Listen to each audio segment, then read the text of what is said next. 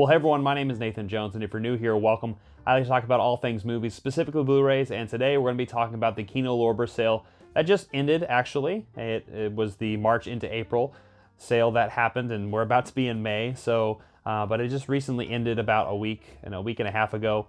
But I finally got all of the things I needed from this sale. I did an early order, and then I did a later order, and so eventually it all came together. But anyway, I wanted to showcase what I picked up during this sale. Let me know in the comment section down below if you were able to enjoy this sale and get anything from it. I would love to know what you picked up from Kino Lorber. But before we jump into my pickups, I do want to do a few shout outs to my friends Daniel Epler and Chris Hurtado. Daniel Epler had just recently got back on his YouTube channel. I'll be putting a link in the description down below. He has put out a few videos recently, and I'm really happy that he's back on the space. And so if you can go check that out and give his stuff a watch, I would love to see him grow as a channel. But also, he's got a really great podcast. In fact, he's going to be doing a Kino Lorber upcoming episode on his podcast Cobwebs, where he'll be talking about Kino Lorber and spotlighting it. So be on the lookout for that if you haven't subscribed to his podcast. But I also want to give a shout out to my buddy Chris Hurtado, who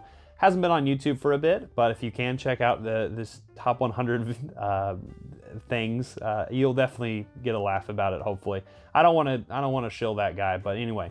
And just one more little plug in before we jump into the Kino Lorber sale haul. I was also able to guest on a few things. One is my good friend KB. He has a movie channel, KB Loves Movies, and I was able to do a conversation with him, and it was a very fantastic conversation, and it talks a little bit more about just movies. But anyway, check it out in the description.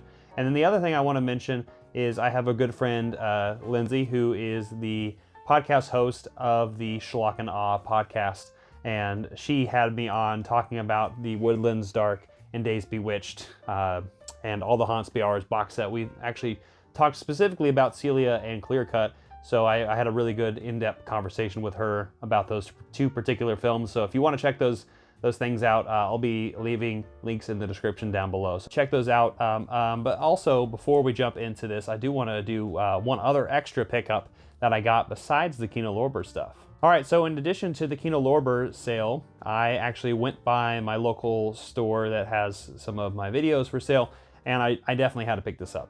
Too many people were talking about it. So I picked up RoboCop on 4K.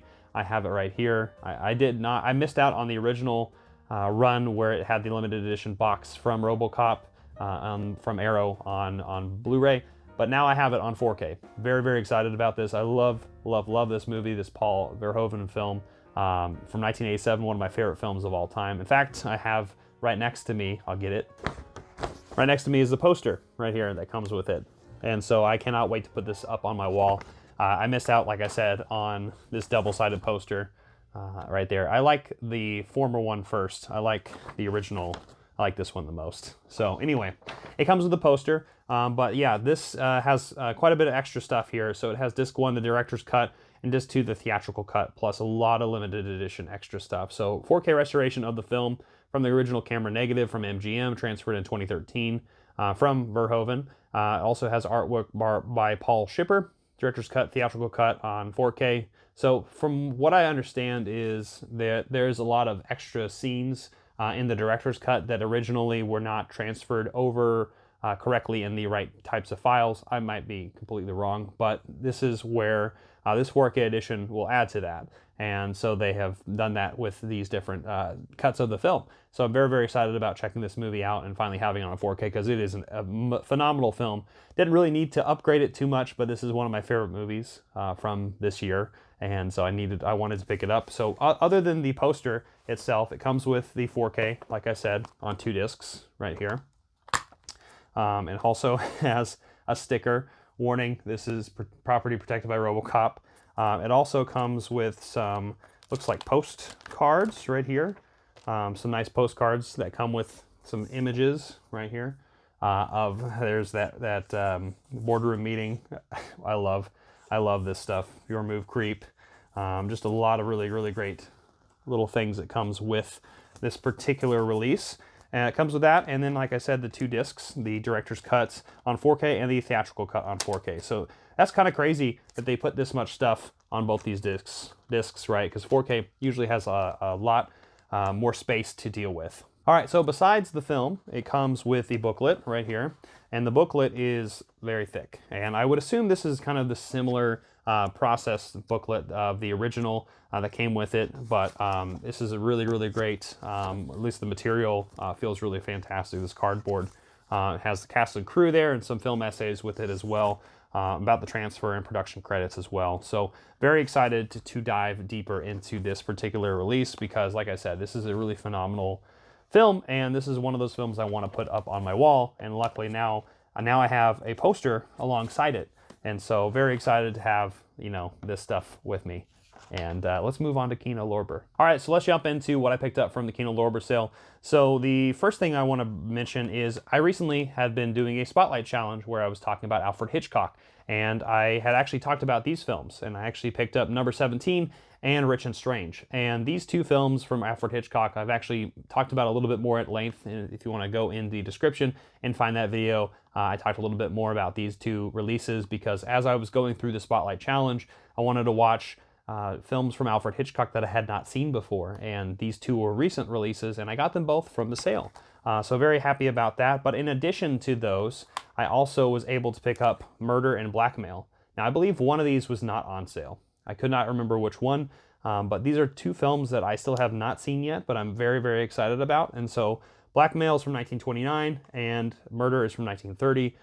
So I think one of these is like one of the first films where this is his third sound film right here. And Blackmail was the first full-length sound film, so first and third, right? So that's kind of crazy, and I've heard these movies are actually pretty fantastic. So very much looking forward to checking out more Hitchcock when I do get the chance to. But had to pick up those 4 titles from this Kino Lorber sale. I'm glad that Kino Lorber has those particular things to offer. So in addition to that, I also was able to recently watch a film from 1991, and this is a movie I talked about not too long ago as well, from Elaine Cornell, and that is Tous les matins du monde, which is All the Mornings of the World, which I quite enjoyed. And so I also picked this up from Kino Lorber in that sale, and I talked a little bit about it more in depth in another video. So like I said, link in the description. So let's now actually jump into the films that I have not seen and tell you more about why I chose those ones. All right, so this is going to be from the first order that I put in, and the first one I want to bring up is Jungle Fever. So in addition to those Hitchcocks and that French film, I also got a Spike Lee film right here starring Wesley Snipes, Annabella Sciarra, Spike Lee, and Anthony Quinn, who are in this film. And yeah, this is from 91, 132 minutes, and yeah, I've been wanting to watch more Spike Lee films. I have not seen terribly too many, which is kind of a shame, but I have not seen his late 80s and early 90s work as much, and I definitely wanted to fill that gap, and this is one that just popped out to me. But if you've seen Jungle Fever, let me know in the comment section down below. All right, moving on from there is a film from Cohen Media, who has partnered with Kino Lorber. I picked up Timbuktu, and I will say this is a film from 2014 and is in French, Arabic, and English with subtitles. And this is certainly a film that the cover of the film spoke volumes to me. And then reading the back, reading about the religious fundamentalists and this family that's struggling with this particular issue that's going on in their homeland, this is something that just definitely spoke to me. And I'm like, okay, I need to watch this film. It's only 96 minutes too, which is kind of crazy. But I've been wanting to watch this film, like I said, ever since I saw the cover, and this certainly spoke to me. Has anyone seen Timbuktu? Let me know in the comment section down below. All right, the last film that I picked up from the first batch is Shenandoah, starring James Stewart, so Jimmy Stewart.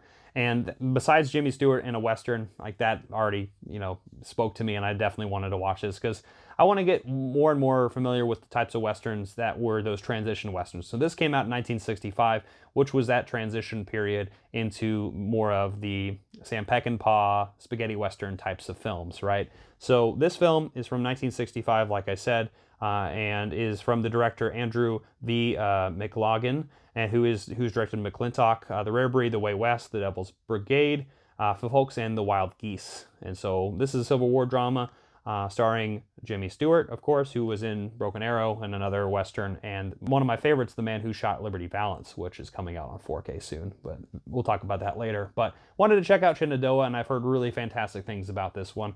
But this is actually a nice transition into another Western that I picked up And this is in the second haul, right? So this is the start of that. But I also picked up Henry Fonda in the Oxbow Incident, which I was mentioning Daniel earlier. He actually is the one who told me to look this one up, actually, Chris and Daniel both. But this is starring Dana Andrews, of course, and Henry Fonda, Anthony Quinn, Mary Beth Hughes, and is directed by William A. Wellman. So besides the fact that Henry Fonda's in it, this is in 4K restoration. This is from 1943. And yeah, I'm excited for more Westerns, and I haven't even opened this one up, but like I said, it's a strong recommendation from my friends, and so certainly going to check this one out very, very soon. All right, let's move on to some Kino Lorber classics. So the classic lineup right here, the classics. This is The Nun. This is directed by Jacques Rivette, who I've seen a few films from that director, and I've quite enjoyed what I've seen so far, but this is The Nun. So this is starring Anna Karina, Liz Lolette Pulver, Micheline Prezili, and Francine Berge, and I probably butchered all of those names, but it's The Nun. It is a French film. It's just restored in 4K from the original film negative. It's from 1965. It was initially banned in France, and it now can be seen in its initial, in its revolutionary glory. So very excited about this. It has commentary from Nick Pinkerton. It has a booklet inside it as well, and a making of documentary, which has quite a bit of extra features, which is really great that Kino Lorber was able to put this out on their classics lineup. But I've heard good things about The Nun and some crazy things too. Just the sheer fact that it was banned, right? I have to check this one out. Other than that, in addition to this, is a film that is in Hungarian and is a film from 1989. This is another one that just kind of the cover piqued my interest, and I wanted to read more about it. But this is My 20th Century right here, another Kino Classics lineup, and this is once again 4K restoration here from Hungarian trailblazer. I'm going to completely mispronounce their names, but I'm going to put it right here. But My 20th Century is a luminous, unconventional fairy tale. Two twins, one's an anarchist and one's a luxurious woman of loose morals. Both played by the same actress, are separated as young girls. Their lives proceed in opposing tracks until their paths reconnect on the Orient Express with Mr. Z, and who loves them jointly. And so it goes from there, and yeah, don't really know much about it, but like that cover alone and knowing that the same actress is in both of these accounts, that's definitely going to be something that's going to be very intriguing. So definitely wanted to pick this one up. So moving on from there, I actually picked up a movie that has been widely a little bit panned, but I am so curious about it just because of the two leads. I've been wanting to watch this for a bit. I want to say I have seen clips of this when I was going to school back in English class in junior high or something along those lines. But I picked up The Crucible with Daniel Day-Lewis and Winona Ryder. Like I said, it's these two people who are definitely making me want to watch this movie. But based on the reviews and all that, that is less to be desired from what I've heard. So I would love to hear your thoughts on what you think of The Crucible. But I want to watch this movie. It has a conversation with Daniel Day-Lewis and Arthur Miller. And it has the director Nicholas Heitner and writer Arthur Miller on this, as well as an audio commentary with the making of featurette and a trailer. But this is from 1996, and yeah, like I said, it's not something that everyone really talks about, but I really want to check it out just for the people in this film alone, because I love both of these actors, and so I definitely wanted to check it out. All right, so the last two films I picked up are from the 1960s. One's from 1964 and is on the Studio Classics lineup with this new nice little slip, but it is The Last Man on Earth, so Vincent Price. Been wanting to watch more Vincent Price movies. You can't see it off screen, but on the other side of El Grande Silencio is my Six Gothic Tales of Vincent Price. But I've been wanting to watch more Vincent Price movies. This one's from 64, and it's a more recent release, so Vincent Price returns. He gives a masterful performance in this post-apocalyptic sci-fi chiller, of Richard Matheson's classic novel I Am Legend. So that alone set a tone for me. I'm like, okay, I want to check this one out, all right? I want to look this one up, because I remember watching I Am Legend, the Will Smith adaptation, back, 15 years ago or however long that was. And that movie scared me when I was younger, but not anymore. But yeah, I want to see this more faithful adaptation here with The Last Man on Earth. So check it out and let me know if you've seen it in the comment section down below. And the last film that I want to talk about is from 1966. And the reason I picked this one up the cast, but the reason I picked this one is it is a Stanley Donen picture, and it's Arabesque right here, and it is starring Gregory Peck and Sophia Loren. But yeah, I was like, okay, I really love Charade, so I want to check this one out. And based on what I've looked up, it looks really playful, right? So ultra mod, ultra mad, ultra mystery. It's Arabesque, a high-speed, high-class tale of international intrigue, starring screen icons Gregory Peck and Sophia Loren. And so, yeah, it's a hieroglyphics professor. Peck is hired by a mysterious Arab oil magnate to decipher a secret message. And so it has a audio commentary from film historians Howard S. Berger, Steve Mitchell, and Nathaniel Thompson, alongside music by Mancini, archival featurette with Henry Mancini, and nationally syndicated columnist Leonard Feather. And it has a trailer teaser, some trailer and TV spots, and a poster gallery. But it comes with this nice little box with a slipcover, and it's also a Studio Classics lineup. So, but yeah, this, seeing Stanley Donen and being like, Charade immediately pops up in my mind, and I really loved that film, and I wanted to see if this playful espionage type film would come along and be like this, right? So that's why I picked up Arabesque. So with that is what I picked up for the Kino Lorber sale. Were you able to jump into this sale? Let me know in the comment section down below. I'd love to know what you picked up. There's a lot of things in store on this channel, from some film journeys to my weekly segment where I'm going to be asking questions to all of you, which I'll be doing a roundup at the end of the month. Been really loving that series, and a lot of other things coming up on the channel that are very, very exciting coming down the pipeline. So I want to say thank you so much for watching this video. I hope you enjoyed it. Give it a like, share, hit the notification bell, subscribe, and I'll see you next time. I'm not jonesing around.